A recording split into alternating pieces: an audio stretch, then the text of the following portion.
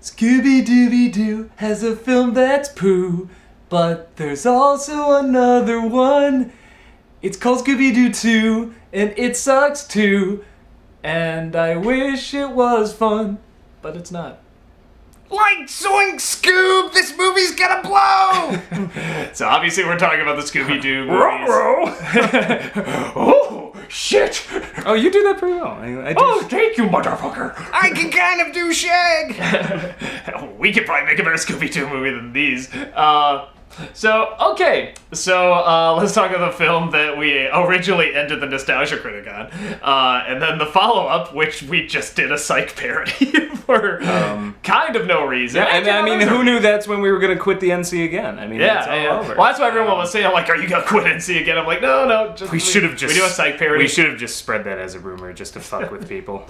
Actually, yeah, we should have. That would have been fun. Yeah, so you got these people. You got these Scooby-Doo movies. I mean, I grew up with Scooby-Doo. It's fine.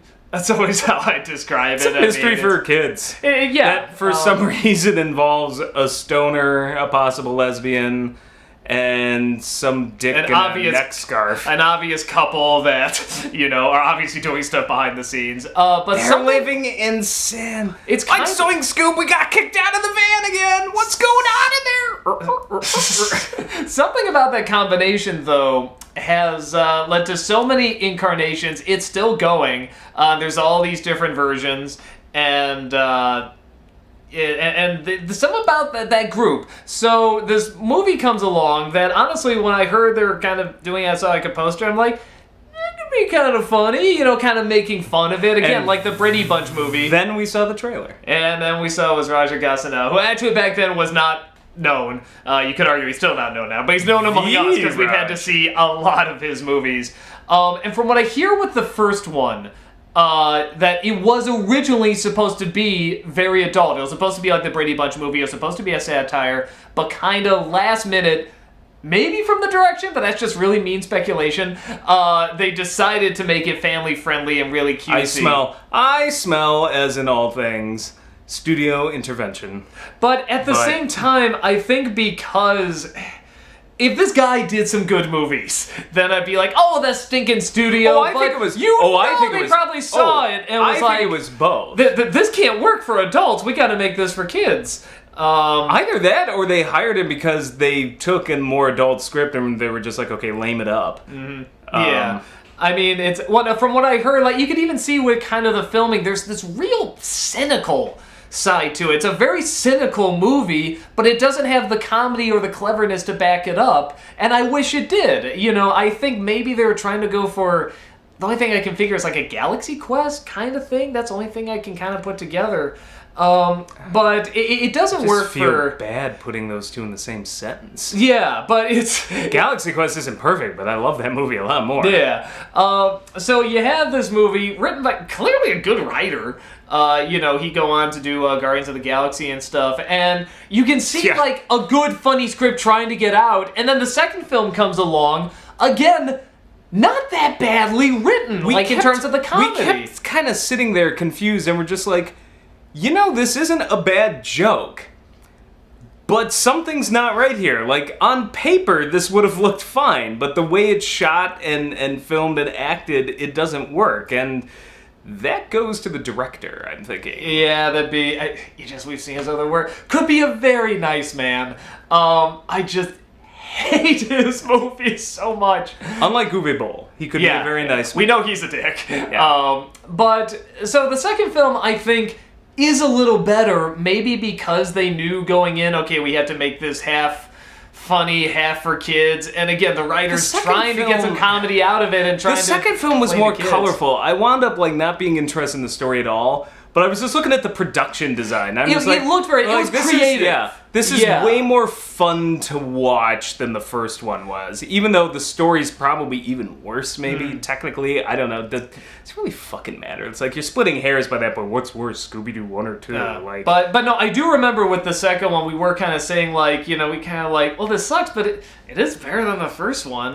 Because, again, I could at least remember some things from it. The sets were better shown. The jokes, when they did them right, were funny. I remember, there's one They have the stupid doorbell joke. What could happen by ringing a doorbell? Of course, they fall in this debt trap, but they see, like, Girl Scout cookies, Jehovah's Witnesses, like all these other people that were caught in there. That's funny. That's Which strikes me as like, that's a James Gunn joke. Like, I'm like, there's good jokes tucked in here. Like, he was trying desperately, like, come on, one of these has to make it through the Hollywood homogenizer. Like, well, even as kids' jokes go, some of these are actually good. Like when they get there, you know, there's, excuse me, you want to buy some cookies? And then next to her is the Mormon saying, you know, have you heard the good news? And Scooby says, yeah, there's cookies.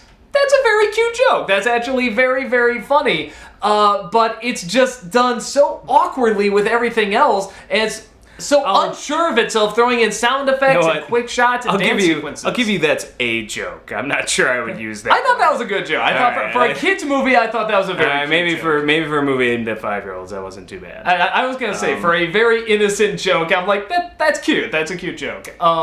And I thought the idea of them going to a bar where all of the masked people, the ex-criminals go. What a great idea. Well, that's where the satire is coming in. I'm like, okay, so again, I feel like that's what James Gunn was trying to do. You do whack the mole with the little Scooby heads. They're throwing darts at Freddy's face. It's like, that's really I feel like James Gunn was trying to kind of like lovingly make fun of this concept, and then the director was just trying to make a movie for toddlers. I feel like someone was telling us about the Scooby-Doo comic that's out now that's actually explaining why all the characters are the way they are. Like, Scooby was actually like this, some sort of like CIA dog that was given this advanced intelligence. They're kind of like these super machines, but Scooby was kind of like the dumb one out, like he was the mistake, so that's why he can't talk right, he's not as smart, but it's him trying to overcome that, and it's like, that's really clever, and I feel like there actually can be a lot of clever things that can be done with this idea of taking this weird setup but kind of poking fun at it. And I feel like the second one particularly started to do that, but it was just constantly trapped in its own piece of crap. Hollywood system, bad directing, world, I don't know. So it is kind of a shame, because I think you could get some funny stuff out of this. I guess we are with some of like these spin-offs and comics and such, but yeah, it's a shame, because again, you can see, you know, with the set design they're trying, with the writing they're trying, and the design of some of these monsters, and they tried to get the monsters from the cartoons in the second one, there's this legit attempt. It's just not harnessed by talent. Ditto. I got nothing. Like, I'm like trying to remember what happened in the first film. I'm like, Rowan Atkinson was a ghost. That is all I fucking remember. And I'm thinking of the second film, I'm like, yeah, okay, I will comment on that. That was probably the most fun I had, was actually seeing the monsters from the cartoon show come back, including the 10,000 volt guy, which was always my favorite monster. I said it was a pirate in the video. It's a miner! I'm like, sorry. I'm still kind of fascinated that when that ship was like careening down Broadway or whatever town. That was a good effect! I was like, you know what's scary is these look like better effects than the new Ghostbusters movie had. Well, no, we throw that in, yeah. And I'm not gonna lie, now that I've seen it, for the most part, yeah. So that is kind of sad. I do feel bad I didn't give a shout out to Scott McNeil either, because I've done stuff with him before, and I didn't recognize him. He's the bad guy voice, you know, Mystery Incorporated, and he's such a cool guy, and I didn't recognize it. So that's a tribute to his talent. But yeah, I forgot to make a joke about that. But yeah, oh man. I got nothing. It's just such a waste of time. Like, I will say, this is the difference between like kind of like meh movies that have some moments of brilliance. Like, I would say the new Ghostbusters movie and Scooby-Doo is, I can't even talk about it. I can talk about the new Ghostbusters movie all day. What works, what doesn't. I just got nothing for this. It's just, it went in one ear and out the other, so... I think the only other thing that's popped into my head, I remember, is that they kind of attacked, and this gives you an idea of like how this could have been funny, but it's like, it didn't work. They really attacked Scrappy-Doo in the first movie, and everybody hates Scrappy-Doo. Nobody likes that little pipsqueak. Except for that one guy you always know. It's like, I don't get the hate for Scrappy-Doo, and you're just like... I respect you, but I'm going to chloroform you, throw you in a car trunk, and leave you for dead in the middle of a cornfield. Wow, you really hate Scrappy-Doo. I fucking hate Scrappy. Now Puppy power! you want to get me started on something? I'll talk about that. Fucking Scrappy Doo ruined what was otherwise a great series. He is the fucking slime. He is the Slimer to the real Ghostbusters. He was alright in a dose or two as like a special guest, but then when it became the fucking Scrappy Doo show, fuck that shit. So we hate Scrappy Doo and love the idea of making fun of him, even making him kind of the villain. Again, it's a funny idea, but if you don't watch the show, you're not going to get it. And even if you do, it's everything else is so mindless and it's such fluff that when you throw in something just so cynical and so harsh, it's like throwing this puppy on the side of the road and then he's peeing on Daphne, like all this really weird shit. It's like, this doesn't connect. This really doesn't go that was together. James Gunn. Like, that was his contribution, I'm sure. Yeah, I mean, that was probably the harder edge film he was trying to get out. And I don't know, when it's all said and done, I feel like the best Scooby-Doo spoof movie we got was that 5-minute section in Jay and Silent Bob Strike Back. All I know is why we're following some dick in a fucking neck scarf. Shut up, you hippie old feature to the goddamn dog. And then like they all get high. And then Daphne and Velma are making like that was the best Scooby-Doo movie. Like, and that is the funny thing is that was also the only good thing in that fucking Jay and Silent Bob movie, Strike Back. So.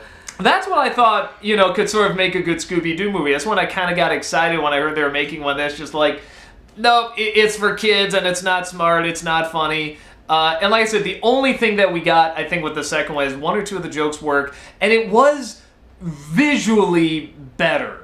I just remember all the ghosts and all the creature, all the sets in the first. It was way too cluttered. It was way too crowded. With this one, it knew how to show it off more, and I liked looking at it. I never thought I'd say this, but my problem with the second one in particular is it's not even a good mystery. Yeah. No, I complain about a Scooby-Doo mystery letting me down, but I'm like, okay, so it was really this guy, but you never established that we had Mission Impossible style masks like that. So I'm like, what the fuck? So why wear two masks? Like, it didn't make any well, there's no sense. clues that connect to who the person is. And like I said, and the original Scooby-Doo cartoons, they are clearly for kids. The mysteries are for kids. But they still establish clues. They still have it where they try to throw you for loops. It's always the same. It is never the creepy looking guy that looks so obviously like he would be a monster. It's always the side character who's there for 5 minutes who seems friendly enough, but mysteriously isn't really in the rest of the episode all that much. So that's, you do catch on to it. Spoiler alert. But what I like is that it does allow kids to still figure it out. This doesn't let kids figure it out. You just kind of have to guess. I'd be amazed if the kids stayed awake for the whole thing. Yeah. And particularly the first one. I feel like the second one, at least kids might be able to get through that better, but... And every adult immediately knows who it's gonna be in the second film. Obviously, it's Alicia Silverstone. I mean, there's no way around it. It has to be Alicia Silverstone. But then they try to throw in that extra twist. No, it's actually this guy that we show for a couple seconds in a flashback, and it's like... Lame. That's lame, and that's cheating. You let me down, cartoon mystery. And even with the first film, it's obviously Rowan Atkinson, but then they throw in the twist that it's actually Scrappy. That I would have liked. I wouldn't have minded if they made it funny, and they didn't make it funny. Yeah. Yeah. I forgot about that. Okay, well, you just reminded me of what happened. Yeah, and he turns into the monster at the end. It's like, this sounds like a funny idea. That does sound like a Doesn't funny it idea. sound funny? But it was so bad, I obviously forgot about it. It was so poorly done. I always feel like this is one of those films, I just feel sorry for James Gunn. Because clearly this is a talented dude and he's done a lot of other stuff. I don't feel fucking sorry for him, not now. I would have years ago, but now... No, but people are probably coming up like, oh, you wrote Scooby-Doo, and it's like, it's actually not that badly written. They're not horribly written films. Who's going to come up to him and do that? Because you know his reply is going to be like, yeah, and I'm doing Guardians of the Galaxy 2. Excuse me while I light up my $100 bill. Like, what? That's true. He is a funny writer, so he probably has to come back on standby always. Trying to think. Only other thing I'll say, the impressions, the guy that does Shaggy especially was very good. He's trying so hard. He's trying the hardest. Like, everyone else is on, okay. Yeah, they're okay, but was it Matthew Lillard? Is that who's doing it? Matthew Lillard does Shaggy. Yeah, he's like, I feel kind of bad because, like, man, he's putting his all into it, and it's just...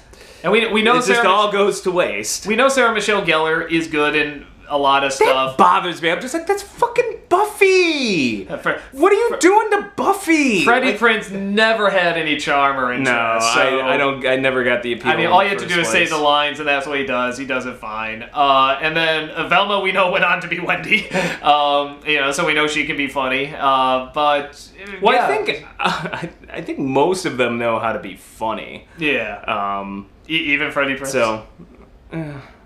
Man, we haven't seen him in anything funny, so maybe we can. We just have not seen it. I will give him the benefit of the doubt. I will put my faith in the prince. But yeah, no, no. I got nothing. Yeah, I think that's about all we can say about these movies. It's maybe the lamest one we've done. I'm not gonna lie. Probably the shortest, which for us is probably like 10, 20 minutes, something like that. But it really shows you how bad you know what? It shows you how bad the movie is in not even a truly awful way that you can just rant about it for like an hour about how bad it is. Because like I could do that about Cat in the Hat or fucking Mamma Mia any day, but this just left no emotion, no impact, nothing. So maybe that's actually worse, because it didn't even have the honor of sticking out as something that god awful. Or like Gem. Fucking Gem. Every time you just see him at cons, anytime somebody says, "Oh, the Gem review was so great," he has like a flashback, just like fucking Gem. I grip the fan by like the collar. I'm like, I've seen things. I've seen things. So, but Scooby Doo is not that. It's just bad. Yeah. Yeah, just bad. So if you want to see it, Scooby Dooby don't, because I'm sure no other critic has ever made that joke. So, that was pretty forced, Scoob. Rock you in the ass. So, yeah, that's about it, and we'll talk to you later.